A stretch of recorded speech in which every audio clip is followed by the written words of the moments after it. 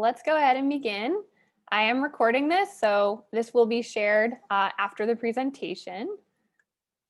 And let's dive in. So thank you everyone for joining me today. I always appreciate you taking time out of your day to listen to what we have to say and participate in our conversations. I'm going to go ahead and dive right in. I am a one-woman band today, so I'll try to pause throughout, but I'll certainly leave time at the end for some Q&A.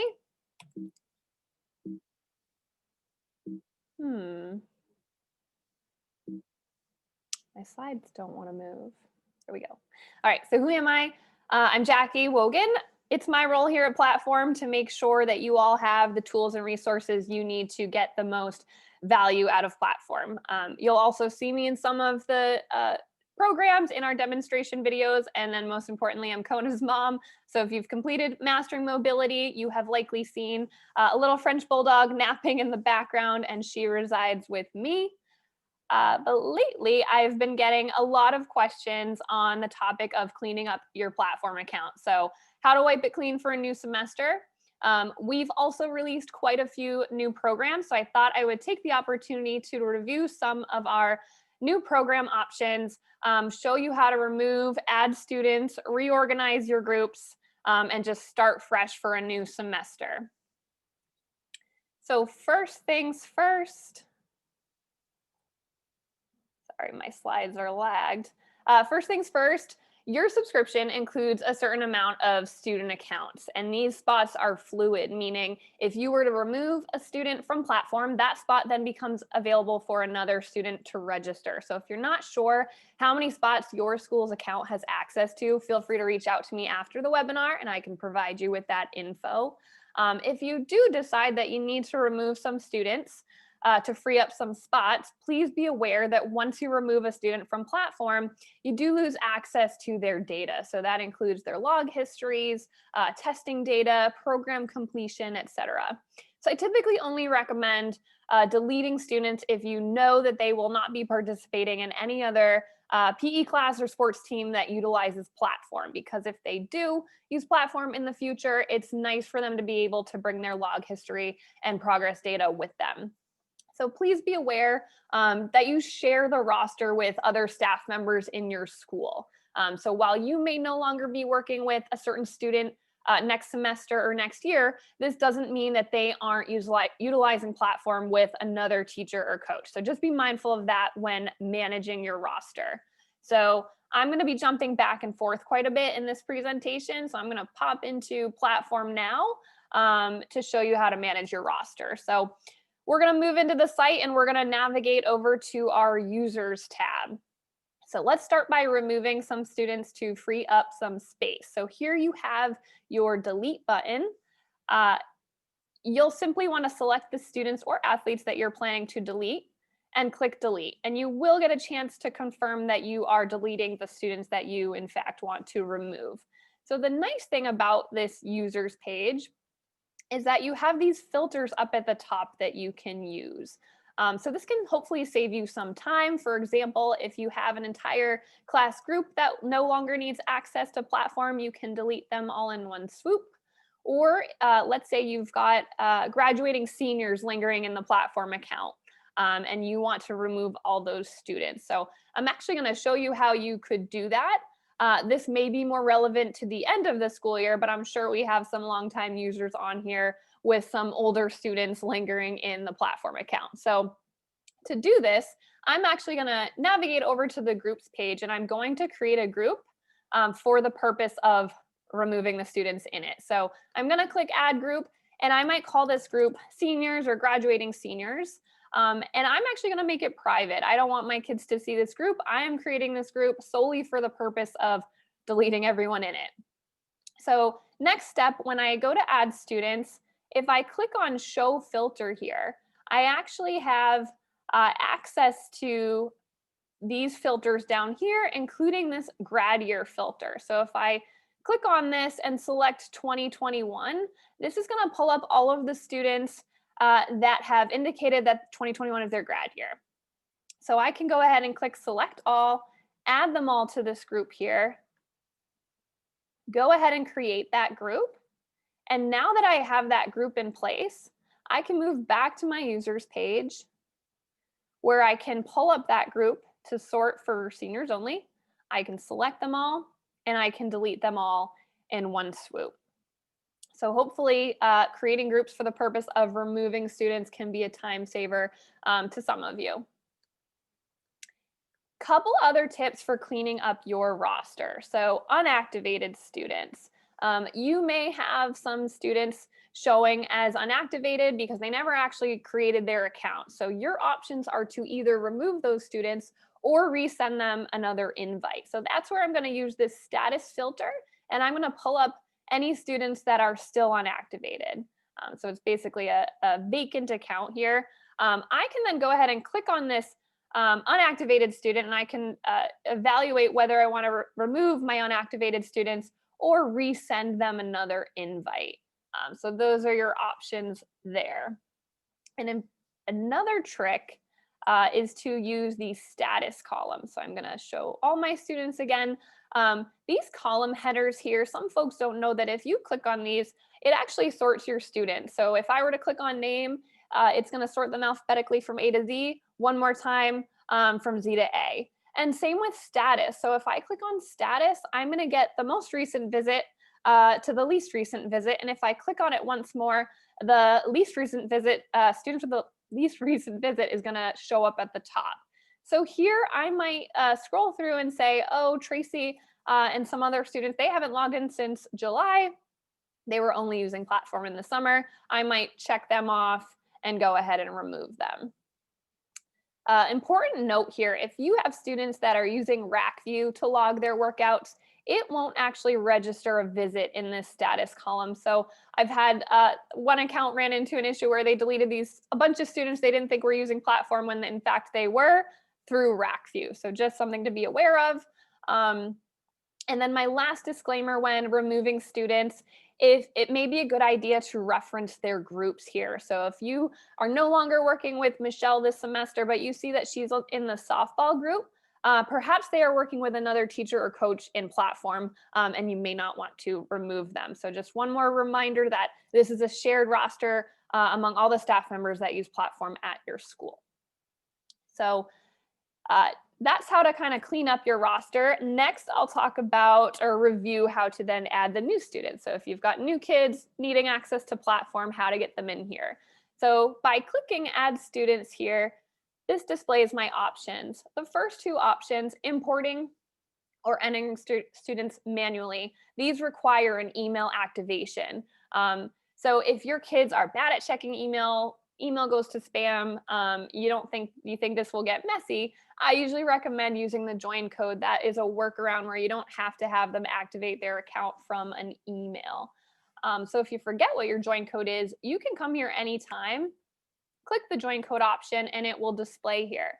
And if you're the administrator on your account, you can adjust this at any time. So I have some schools that adjust their join code every semester if they're worried about students catching wind of the join code that shouldn't have it and signing up. So this can be changed at any time by the administrator of the account.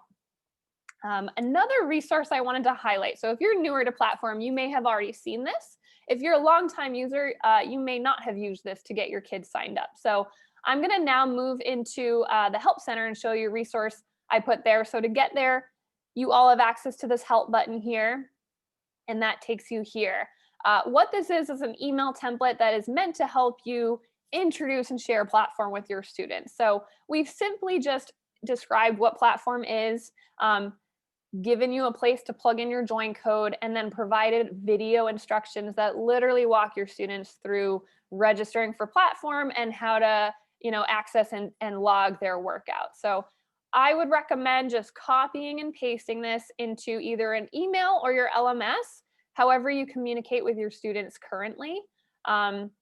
It'll show them what platform is. This link right here is probably the most important, how to get started. It'll take them to this page where they can view a how-to video for how to get started on the web and how to get started on the app. So really simple and straightforward, it walks them through it. And then just to give you a visual for what that join code sign up looks like, either on the app or the web, when you share that join code, the first time they get to the login screen, whether it's on the app or the web, they're going to want to click the join code option that they see, plug in your school's code, click the register button, and this will walk them through registration. All right.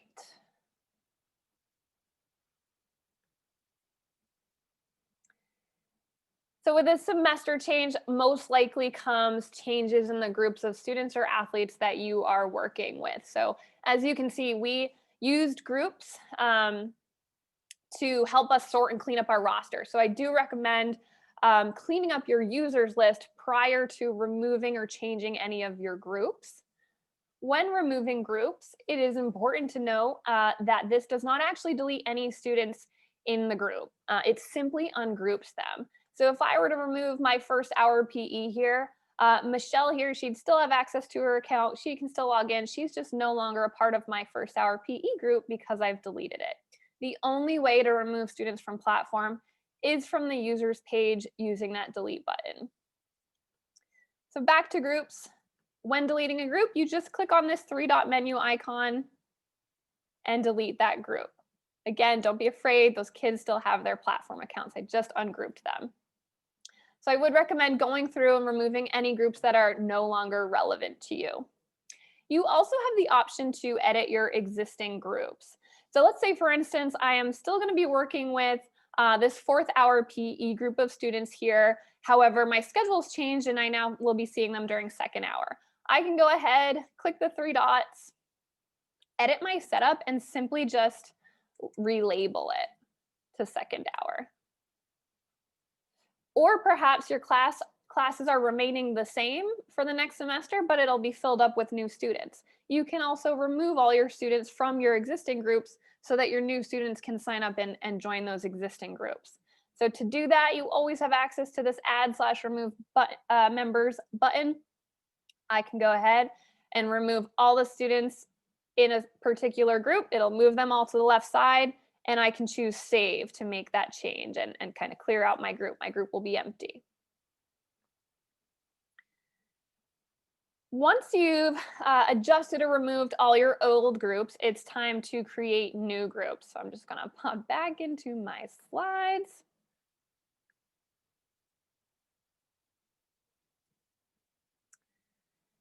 So let's review what groups are for. So groups are an organizational tool and platform. So by grouping students together, it allows you to assign programs to that group. It allows you to sort that group and track just their participation.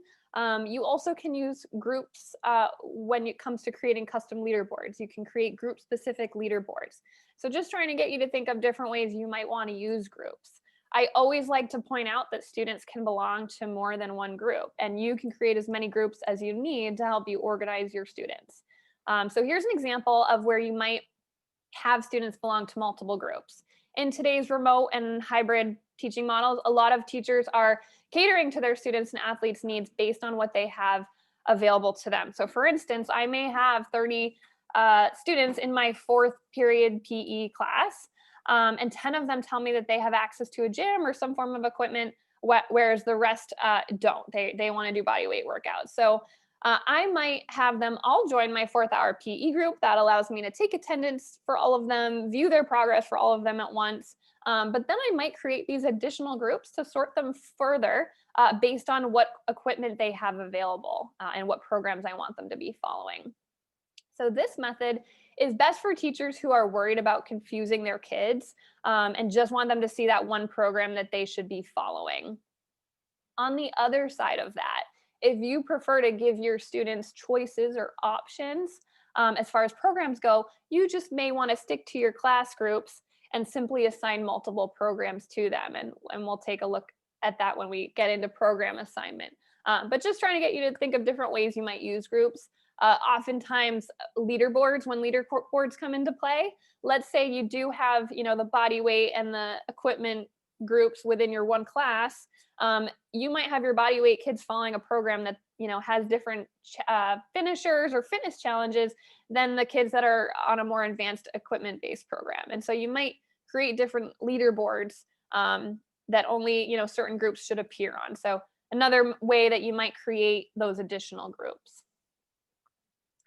I'm going to move back into platform and just review group creation once more. So to create my group, I can click add group. Might call this group at home workouts. Kids that are in this group are the ones who want to do body weight workouts. Again, when creating groups, I usually recommend going public. That means your kids can join the group on their own. It's a little less work for you. I'm not going to add any students now. Again, I'm going to instruct my students to join it on their own, and I'm going to go ahead and create that group. So now that we have all of our groups in place, we've cleaned up our old ones, we've adjusted and added new ones, how do kids join these groups? So you really have two options here. Your students, or excuse me, you can either move kids around. So once your new students register, you can add them to the group yourself using that red button, or you can advise your students to join the group on their own. I usually recommend doing that. Again, less work for you. So just to show you what that looks like from the student's perspective, this is a student app account. Once I am logged in, and this is available on the app or the web, students have this groups option right on their homepage. And when they click there, they'll see what groups they're currently in. They can leave groups too. And then they'll see open groups. So those are public groups. So as long as you've made your group public, they'll see it here. So label it so that they can recognize it and they can go ahead and join it on their own.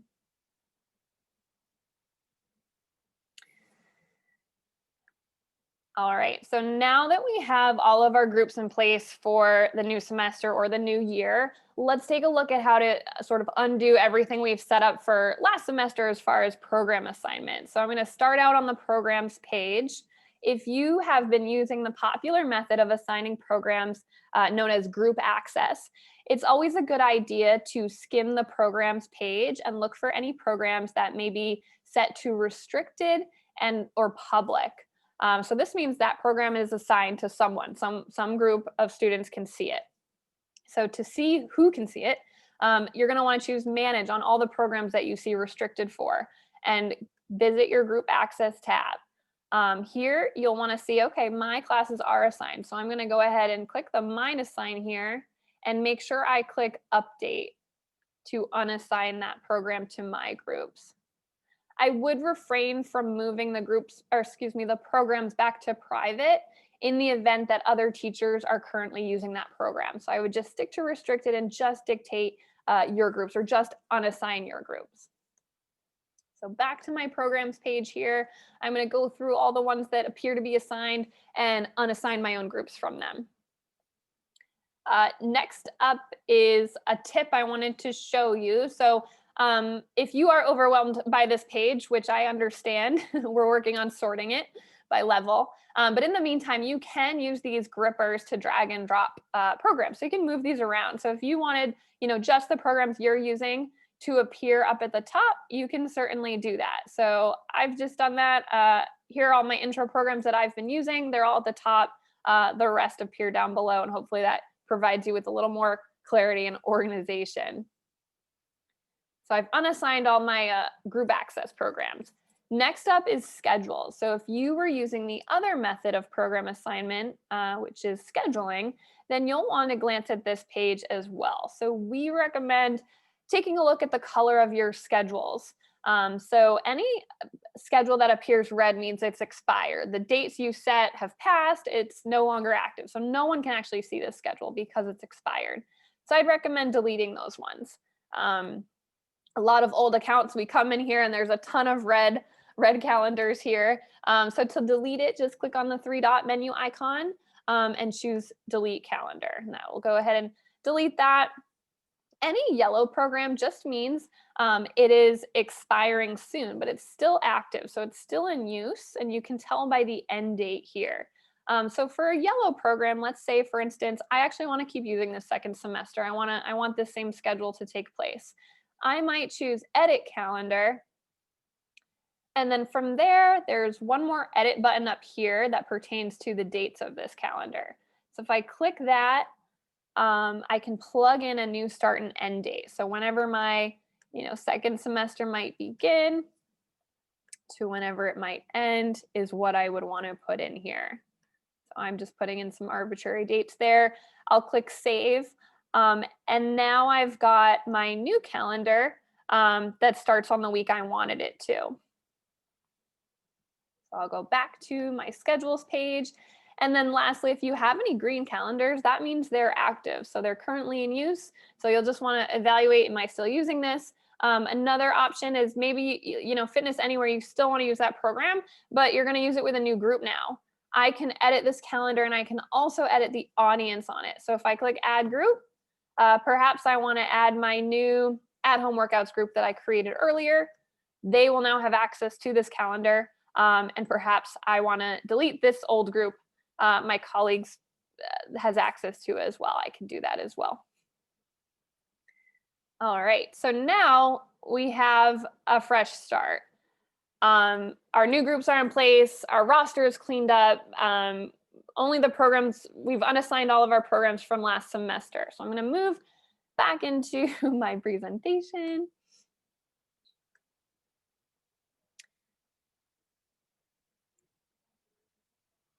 All right, so account cleanup is sort of what I just took you through. But before we jump into how to create those new program assignments, I wanted to be sure to review some of the new programs that we've released in the last few weeks or months. So these programs are all available on your programs page. You all have access to them. You'll always have access to all of our programs. I am simply highlighting them here. So I will start with our EDU 100 program, Foundations of Fitness. So if anyone is familiar with our existing assignments program, this is simply a newer and improved version of that. So this is not actually a physical program. This is an educational program where we aim to introduce some of the foundations of fitness through a combination of text and video content. So each chapter has associated questions, and then we also provide you with a teacher's answer guide. So each lesson takes around 15 to 30 minutes, and this is a really great way to introduce important fitness concepts to your student remotely. So we talk about, why is fitness important? We talk about, anaerobic versus aerobic capacity, strength, mobility, core, and why are those important and why are those the foundation of our fitness? So just to explain the difference between the old version and the new and improved one, the old one, we sort of took old content that we had, such as a podcast or an article that we had written for other purposes, and then we added them to this program with associated questions. But some of the podcasts were over 45 minutes long. We got some feedback that it was tricky to use the assignments because they varied in length. So this program, the new and improved version, all of the content we filmed for this program. So we've actually taught what we're looking to teach them in video and text, and then we have the associated questions and answers. So it's just a much better version. If you use the assignments earlier, I would just encourage you to switch to this one. They are different and new, so you'll still get a lot out of it. All right.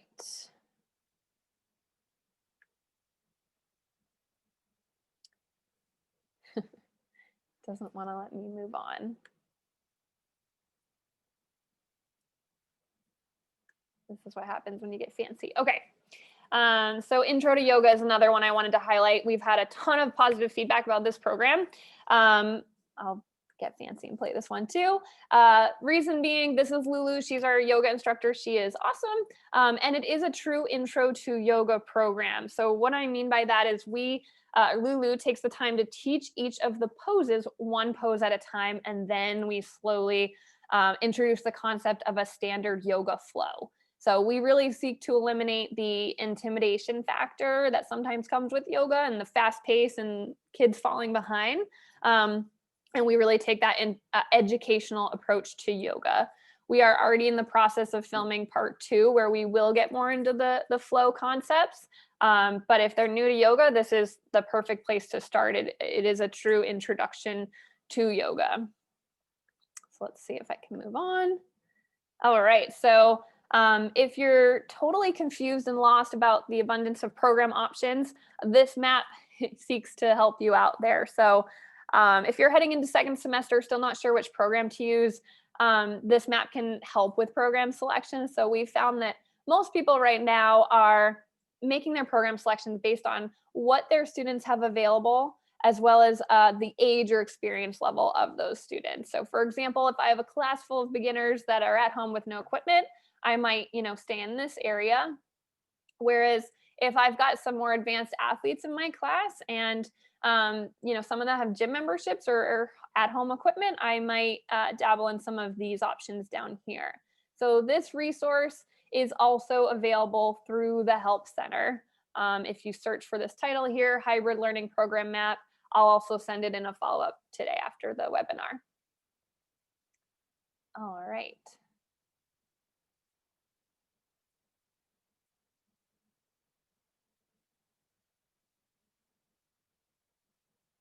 Okay. So next is making your new program assignment. So I'll move back into the site once more. And I'm going to start out on the programs page, which is where I usually recommend making your program assignments from.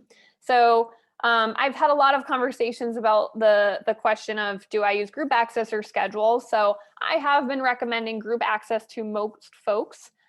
Reason being, when you use the manage feature to give group access to your classes, that assigns the entire program to your class. So they have access to the whole thing. And it gives you much more flexibility. It allows you to move through the program at whatever pace your class is getting through that program. So when you use a schedule, the real difference there is the program gets mapped out onto a weekly calendar and your students only see 1 week at a time. So if my program or my schedule is on week 3 of Fitness Anywhere, but I've got students in class who, missed a couple workouts in week 1 or 2, they cannot go back. The schedule doesn't care if you're falling behind, the schedule moves on. So my advice is usually the schedule I think is most useful for coaches and sports teams that, this is the lift we're doing today, whether you show up or not. Have that sort of schedule mentality. Whereas if you're taking a PE approach and really looking at our programs as a curriculum and the kids need to get their lessons done, I would opt for that added flexibility that group access gives you. So again, just a reminder of how I got here to give that group access. Let me find a private program. I'm gonna click manage, I'm gonna click group access. I'm gonna choose restricted and select which groups I want to have access to this program. So if you do end up, creating those kind of subgroups of, these are my advanced equipment students, these are my body weight students, this is where you dictate which group has access to which program. So I'll go ahead and assign one and I'll choose update. One thing I like to point out from the student's view, so if you are on the other side of that, where you want to give your student choice, and that's kind of a big theme we've heard is student choice, giving them options, letting them follow the program that they want to follow. You might go ahead and click manage and give group access to your groups for several programs. So you might land on, I'm going to give them 101, I'm going to give them yoga, I'm going to give them mobility and nutrition. You can go ahead and assign all those programs. And then on your student side of things, they actually have the ability to manage their view. So this can be a nice tip to help your students get a little more organized as well. So I'm going to open up my Jackie's student account. So this is a student view. It's a little different. As a student, when I go to my workouts page, here I've assigned my student account. It looks like 7 programs. So that can be overwhelming. Students have this manage view option. So if I click that, I can actually unassign the programs that I am not going to be following. So I just unassigned, just managed my view to kind of hide some programs from my workout page. And now I just see the 2 programs I'm going to be following. I have gotten the question often, can I repeat a program and how do I do that? So a couple answers to that question. There are certainly some programs that are appropriate to repeat. So for example, Fitness Anywhere is a collection of 30 at-home workouts. Each workout has a finisher, and then each week we have a fun fitness challenge. That one is absolutely appropriate to do over again. The second time around, you'll actually get a new data point or your students will be able to log a new data point for all of those metrics that we track in that program. And they'll be able to use sort of the analytics and the progress metrics that we have available to them by completing that program twice. For other programs, such as the 101 and 102, for example, those tend to be a little more progressional. So if you've already had your kids go through 101, I might not do it again. Instead, I might have them go through Fitness 102. That is the next progression of that sequence there, the intro sequence. If you are having your students complete a program again, they also have a reset button. So again, this is the student view. So for example, Fitness Anywhere, it looks like I'm halfway through that program. If I click into that program, oh, excuse me, I misspoke. I scheduled this program for myself. So let me go to one that I have given myself group access to. Okay, so this one I have access to all of the workouts in this program. I have this reset button. So let's say I had, recorded 5 workouts or all of them. I can click reset, and it would appear incomplete for me to do over again. So that's one way to have your students complete a program again. All right, and then a couple other tricks I like to show people. So I often get the question, what do my students see? I'm having a hard time understanding what I've assigned them. I want to verify the assignments I made. So one trick that's not obvious is that you have access to view your student's workout page. So this is really only useful if you've got like one student who's like, I don't see that program, and you want to verify what they actually see.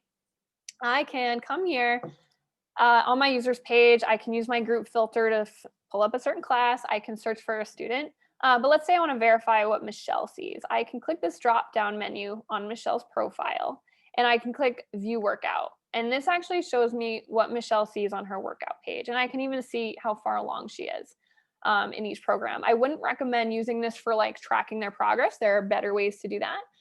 But as far as confirming what they see, and perhaps they managed their view and they hid things and they forgot. That's another way that you can kind of help your students on as far as what they can see for programming. The other trick that I like to give people on this topic is if you want to be able to better support your students and answer their support questions and understand their view a little better, I recommend just creating your own student account. That's what I've done here. So here, this is my staff account we're looking at. And then over here is my student account we're looking at. The way to do that is to sign up just like your kids would. You just have to use a different email than the one you use to create your staff account. So if you don't mind using a personal email or another email you have to create your student account, go ahead and do so. And then the trick to being able to toggle back and forth like I am now is to use an incognito browser.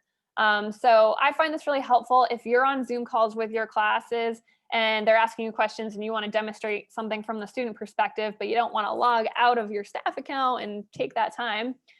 Use an incognito browser. So I use Google Chrome. I think other browsers have it too. But if I just click File within Google Chrome and open an incognito window, that allows me to open a window that does not recognize any of the other windows I have open.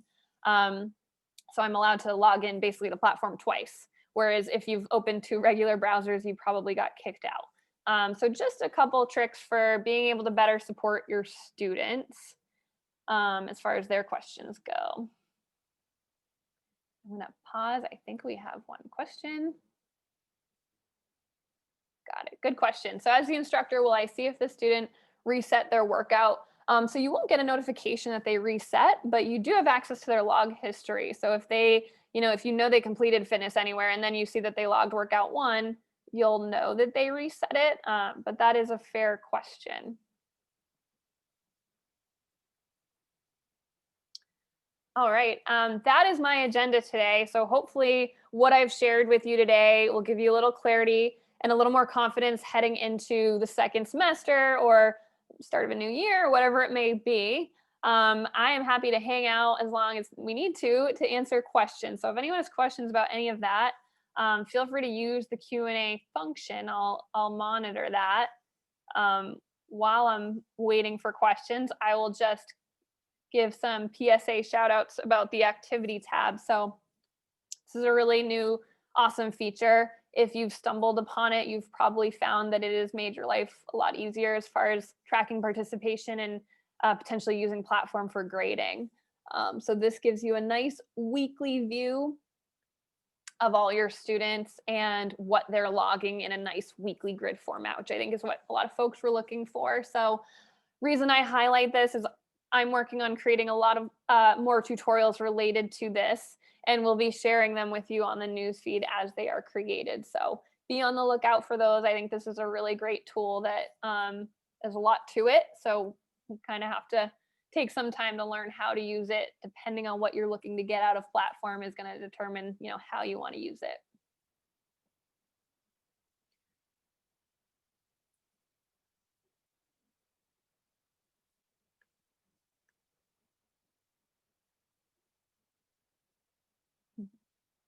Mark says, well done on the grading. Thank you, Mark.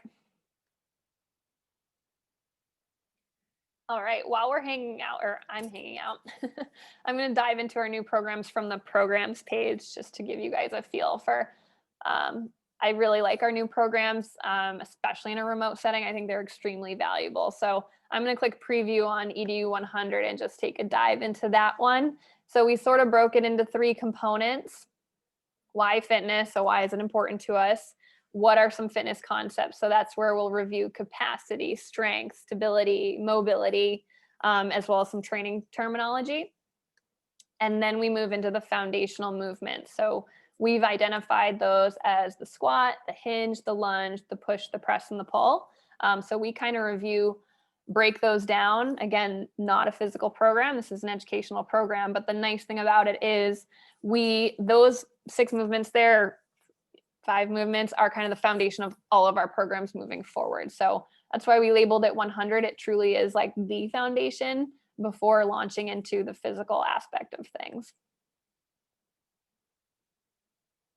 All right, so for folks who did miss the first half of the call, this is all recorded. I'm going to post it later, or right after this, I'll post it, and where it will live, I'll also send it. So if you registered, you automatically get it sent to your email, but it will live in the Help Center. So if you click Help, it takes you to our Help Center. And then it is searchable, so you could search for any tutorial or webinar you want, but we do have an archived webinars section. So if I click in here, all of our recorded webinars live in here, and today's would be right here at the top.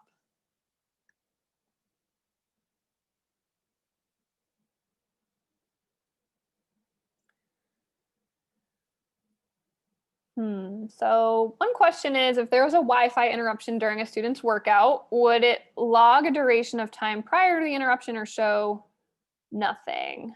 So it probably would depend on if the connection actually like logged them out of platform. If it did, when the student is logging their workout, there is a pause option, or excuse me, a stop option, and then they can go back into the workout and finish logging it. So let's say, for example, I'm in Fitness Anywhere and I start my workout. That starts the timer and allows me to start logging it. So I'm going to click 2 done buttons, and then let's say my internet went out. If it logged me out of platform, that would automatically trigger this to take place. So stop workout actually stops the timer. It kind of pause. We used to call it pause because the student was able to go back in and pick up where they left off. So if I click stop, it recorded that I got 2 exercises done in 27 seconds, and then I'm out. So if they've truly lost internet and it kicked them out, that's how it would behave from a tracking standpoint. If it didn't log them out, I don't think that there would be any interruption. I think the timer would still be going. But let's say they do get kicked out, they would then come back to this workout page, go back into that workout, and you'll see my progress was saved. And when I click start, it does start a new timer.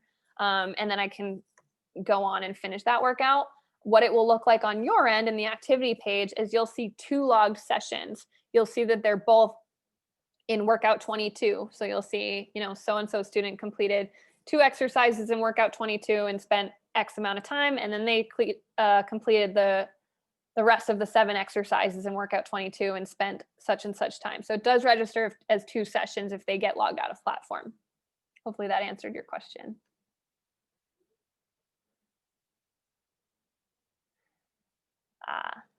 And then I might as well just point out, we've had a lot of questions about the mobility program and logging. So the funny thing about our mobility program, if I go to that one, is that it's only one video and they watch it straight through. So yeah, I think I have it here. If I go to session 1 of mobility, in order to start the workout, students have to click start workout. In other programs where we have, 7 done buttons, once they click the first done button, it's as if they click start workout. It just kind of automatically starts it for them. But the funny thing about mobility is they're not prompted to do that. So what they do is they basically watch the video and then they click done and they never clicked start. And so their timer never started. And so on your end, you might see 1 second recorded and you think they're lying. So I will give the students credit on the mobility program only. They very well may have done it and just never clicked start workout to start their timer.